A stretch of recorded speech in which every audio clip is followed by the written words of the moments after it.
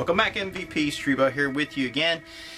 And I was just trying to come up with a video idea for our Friday video here at mutantville.com. So I figured I'd do something cool since there's a movie out right now playing in the theaters that I consider not only the best horror film of the summer, but the best horror film of the year, and so far the best movie of the year.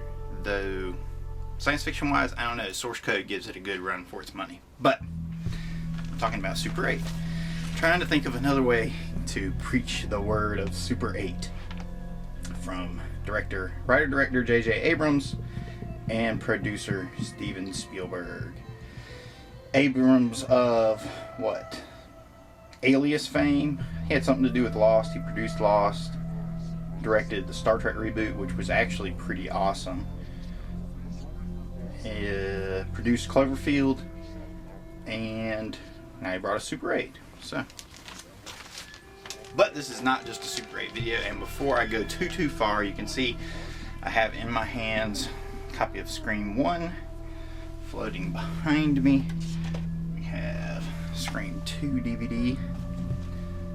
Scream 3 is around here somewhere, and I don't have Scream 4 as yet because it hasn't been released on DVD or Blu-ray. But just want to point out for all the Scream fanboys that might not watch their way through this entire video, who think I'm just bashing Scream, I am a fan of the Scream series. I always have been, and I always will be. I consider the original a modern classic, and I thought all the sequels were at least serviceable, if not good and entertaining, and I enjoyed Scream 4 and recommended it to people, and you can see I did a couple videos about it here on YouTube. So this is not an anti-Scream video,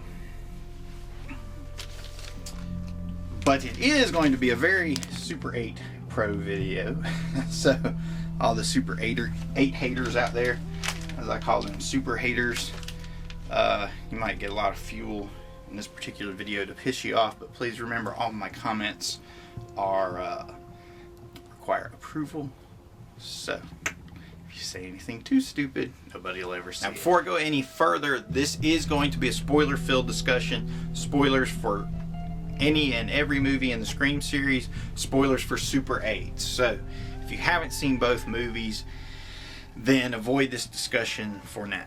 The idea behind this video is more to have a discussion on postmodernism in horror than actually on Scream or Super 8. For anyone that's not sure of exactly what the concept of postmodernism is, I'm going to try to explain it briefly to the best of my ability.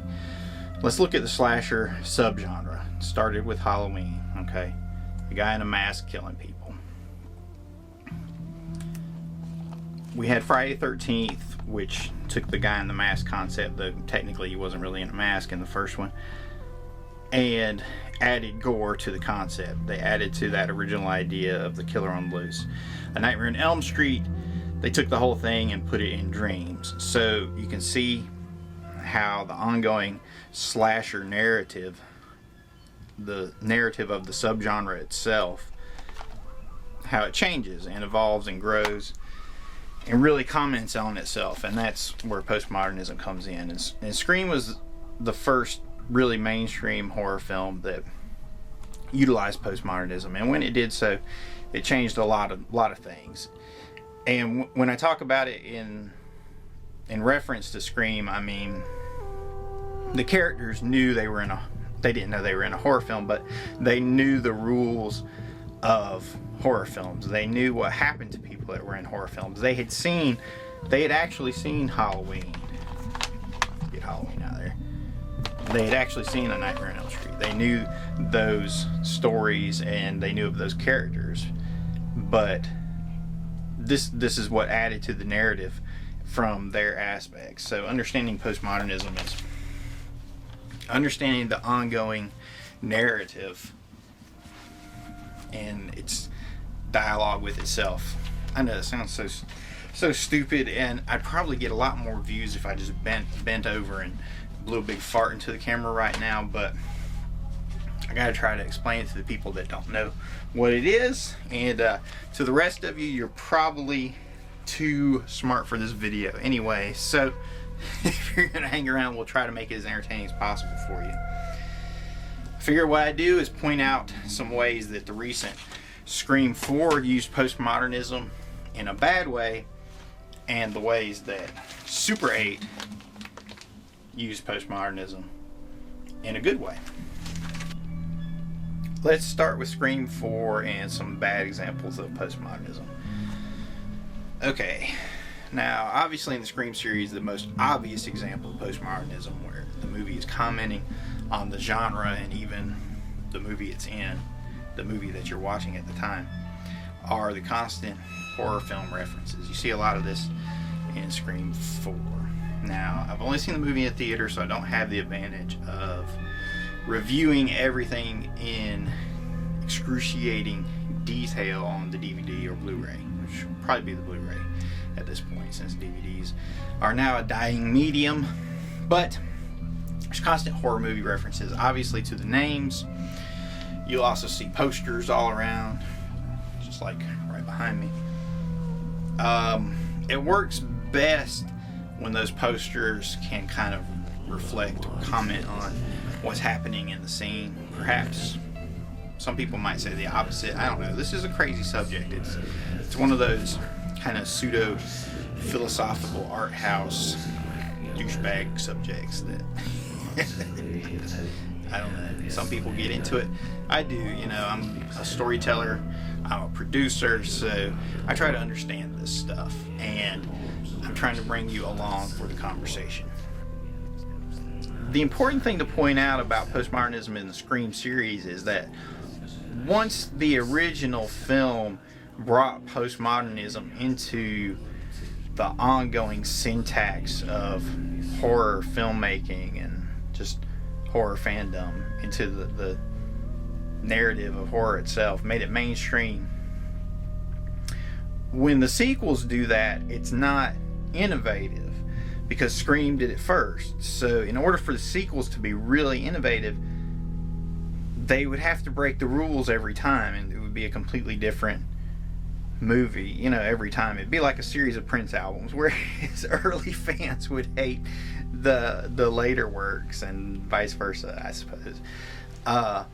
But yeah, so that's the problem approaching us before we even get to Scream 4. So once we go into Scream 4, we know all the postmodern stuff, it has to be interwoven with the storyline, like the opening sequence for Scream 1. This is the problem facing Scream 4. So there are moments when Scream 4 tries to use those little postmodern references closely in the script, but then there are other moments where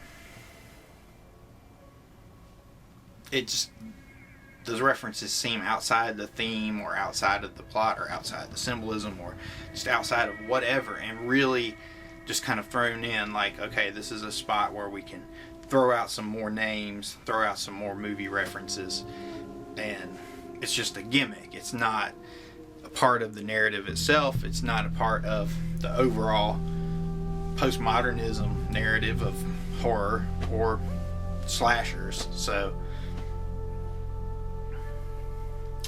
it's a slippery slope for the Scream series. It has to change itself every time.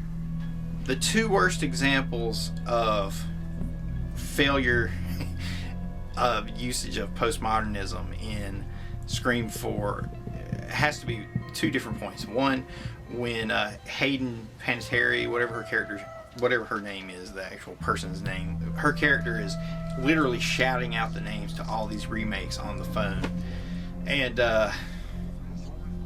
yeah, I don't know. I'm not sure that was a good choice at that moment.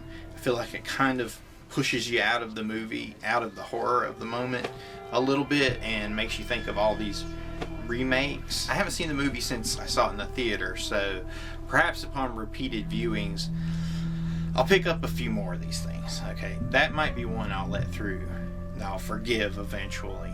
I don't know, the jury's still out on that. One that I really don't like is with the two cops in the car, okay, and it's one's the black guy. What's his name? I can't think of it right now. The big fat black guy, but he was in the Scary Movie movies, and I said in my initial review for it, I'm not sure if his casting was a good idea because it makes the audience think of the scary movies, so to speak. But I'll forgive them for that. You know, Stan Lee always says that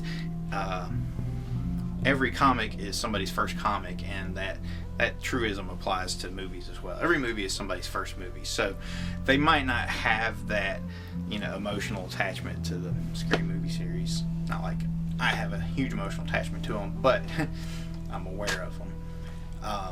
So they won't be carrying that baggage into this movie. But the problem is, they go on and talk about how the cops always die. Unless you're Bruce Willis and the lead cop, the hero cop, the cop always dies. So, of course, their characters die. Which, again, this isn't so bad. It's not so bad, but kind of makes everything obvious. If they'd swerved away from that, might have been a chance for them to flip those cliches. But I don't know. I don't want to be a backseat writer director for them. You know, Craven and Williamson can make their own decisions. But here's the part I won't forgive. When the black cop gets killed, he gets stabbed. Before he dies, he goes, "Fuck Bruce Willis," in reference to their discussion earlier, the Bruce Willis cop that you had to be to survive the movie. And that just destroys the whole moment, all the horror of that moment. Throws it right out the window. It's like a balloon horror. You fill it up with tension, suspense. You release it with kill sequence or gore or big surprise, a boo scare, an emotional revelation. But when you're working on that and it's boo, you throw a joke on it before you can get the boo off. Just deflates the whole thing. So that was a bad example of postmodernism where it referred back on itself. So I've given you a couple examples of where postmodernism didn't work in Scream 4. I'm sure there are a few examples how it does work in Scream 4, but again, I think that was kind of what hurt it. They should have tried to break away a little bit more, away from the Scream mold.